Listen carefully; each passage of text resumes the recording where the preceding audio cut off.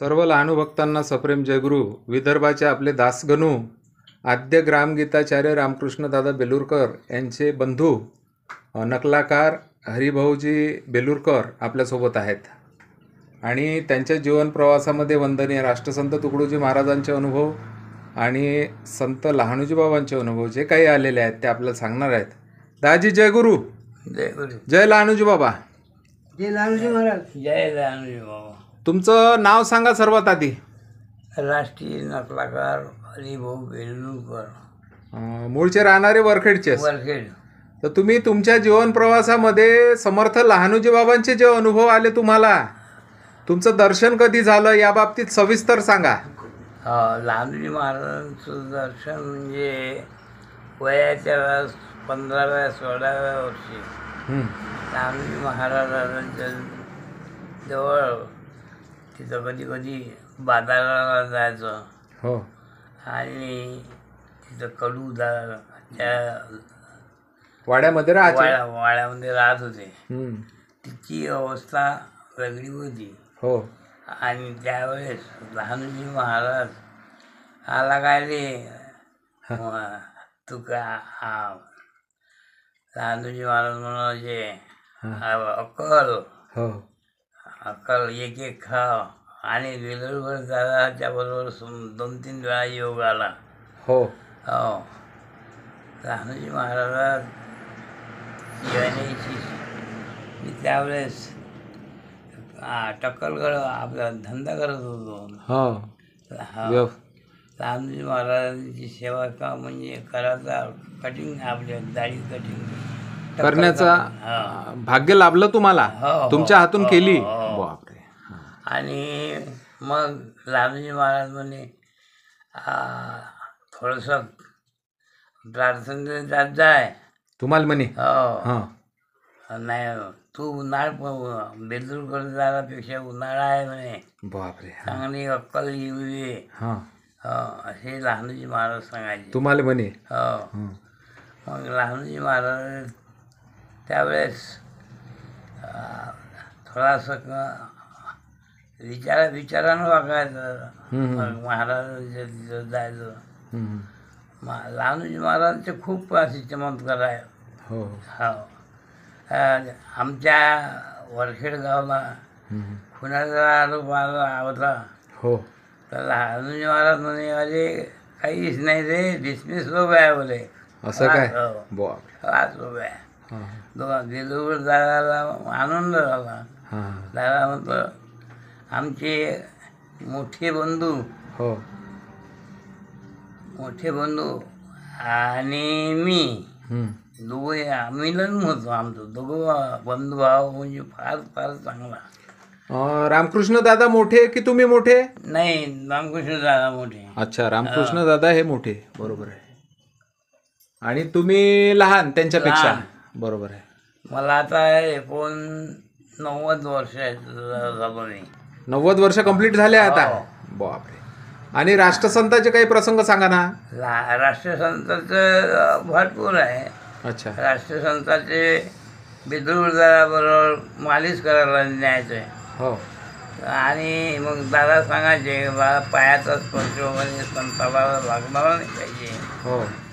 मग मालिश करायचे. मालिश केल्यानंतर मग आम्हाला मग बिस्किट खायला द्यायचे. असं तुकडोजी महाराज. व्यायाम केल्यानं शरीर चांगलं होतो. हो. हे राष्ट्रसंत म्हणजे सांगायचे. बरं, तुमच्या गावामध्ये जे व्यायामशाळा होती तिथं राष्ट्रसंत आले होते काय. हो. असं का. ते तुमच्या घराला लागूनच तर व्यायामशाळा आहे इथं. हो. त्यांच्या हातानं उद्घाटन झालं होतं. आणि तुम्ही व्यायाम करायला जायचे का मग. हो. आणि रामकृष्ण दादा सुद्धा जायचे. दोघं बंधू मेहनत करू आम्ही सोबतच राहायचे. अच्छा. अच्छा. आणि आता थोडीशी बंद आहे. पण ती व्यायामशाळासाठी महाराजांना म्हणतात हमेशा साठी चालू ठेवा. हो. बरं, ह्या नकलाकडं कसे वळले तुम्ही मग. नकलाकार म्हणजे नागपूरला नाना लेटर होते. प्रसिद्ध नकलाकार. बरं. आणि तिथं राहता राहता अन्यायी त्यांच्या सहवास लाभला. बरं. इतवारा मध्ये राहत होते नारळेश्वर. त्याच्या नकला करता करता मोठे बेलूरला वाटलं की शामराव विलाजीच्या गायन शाळेमध्ये टाकलं मला. तिथं पेटी शिकलो. बरं. चांगले हार्मोनियम वादक होतो मी. बरोबर. हो. आणि मग हरिभाऊ काहीतरी अंगी असू दे कला. हो. नाही तर फुका जन्माला. काय फुका जन्माला. तर मग मी अनेक नकलाकार झालो. नकला करता करता पूर्ण विदर्भात फिरलोच. हो. मग विदर्भाच्या पलीकडे मराठवाड्यामध्ये अच्छा. जळगाव, खानदेश, सिल्लोड, औरंगाबाद इथं माझे कार्यक्रम झाले. बरं. हो. बेलूकर दादाने 2-3 ठिकाणी मला नेलं. अच्छा. पूर्ण विदर्भामध्ये गडचिरोलीच्या भागाला चिखलदरामध्ये. बरं. आदिवासी समाजामध्ये हो. नकलाचा करता कोणतं 80 पर्यंत फिरलो. बरं. वयाच्या 60 वर्षापर्यंत. बरं. काय नकलाचं उद्घाटन 21 वर्षाच्या वयात झालं. अच्छा. आणि राष्ट्रीय कीर्तनकार हा पुरस्कार राष्ट्रीय नकलाकार हा पुरस्कार कधी भेटला तुम्हाला? शामरी तो हा 21 म्हणजे राष्ट्रीय पुरस्कार नाही. श्याम आपलं हा पुरस्कार मला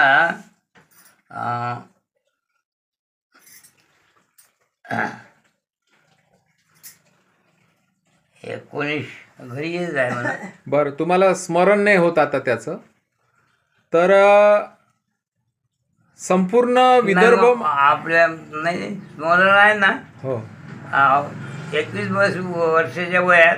अच्छा. भेटला. हा. त्या वयातच भेटला. नंतर निळू फुले. अच्छा. डॉक्टर शिवाजी पटवर्धन. बरं.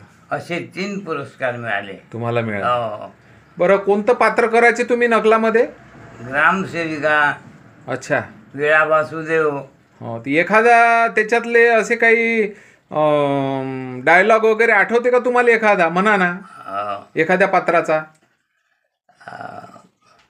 माझी कॅसेट. बरं. असू द्या असू द्या असू द्या. ते दाखवतो. बरं. तर गुलशन कुमारकडे कॅसेट बनली टी सिरीजची. हो. टी. नाही, एखादा तुम्हाला डायलॉग वगैरे येत असेल त्याच्यातला एखाद्या पात्राचा तर म्हणा. आठवत असेल तर म्हणून दाखवा एखादा. एक म्हणजे कशी झाली खूप झाली. भारताची शांती सज्ञान झाली आणि पाकिस्तान हमेशा खाजवायला यायचा. असं करता करता लढता लढता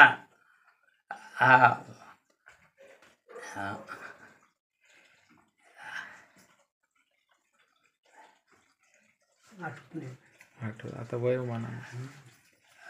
म्हणजे चुन के दो सोते जाओ, 5 साल तक रोते जाओ, नाम सेवा करते जाओ, चीजें अपनी भरते जाओ. इलेक्शन आता है तो फड़कते झंडे, इसी वक्त लीडर खरचते गंडे, करते खुशामद खिलाते अंडे, नहीं तो लगाते डंडे. गरीबी हटाने का एग्रीमेंट हो रहा है. इधर है गरीबों का एक्सीडेंट हो रहा है. एक आदमी तो स्कूल बहाल हो रहा है और इतना खा रहा है कि फुटबॉल हो रहा है. चुन के दो सो तो जाओ. वार सरकार वार जनता, यहाँ पे वो मटका चलता. पुलिस वालों को वरील मटके वालों से 1500 का हफ्ता मिलता. असं तुम्ही डोळ्यामध्ये समाजाच्या अंजन घालत होते डोळ्यामध्ये त्यांच्या. या नकलामधून. राष्ट्रीय नकलाकार म्हटल्यानंतर हो बरोबर. कहीं नेता नौकरी के लिए 1500 का बिल मांगते हैं, कई औरतों का सील मागते हैं.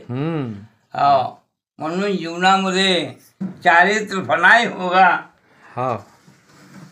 बरोबर. तर दादाजी, तुम्ही जे काही तुमच्या आयुष्यामध्ये जे नकलाकार कसे झाले हो. आणि लहानूजी महाराजांचं तुमच्या बाबतीत काय म्हणणं होतं? वंदनीय राष्ट्रसंतांचे आशीर्वाद तुम्हाला कसे लाभले? तुमच्या दोन भावांचं एकमेकावर कसं प्रेम होतं? हो या बाबतीत जे काही माहिती सांगितली त्याबद्दल मी तुमचा आभारी आहो. हो. जय गुरु. जय गुरु. जय लहानूजी बाबा. समर्थ लहानूजी महाराज की जय. तुमच्या जीवनातील काही क्षणचित्रे या फोटोंच्या माध्यमातून इथे आहेत बघा.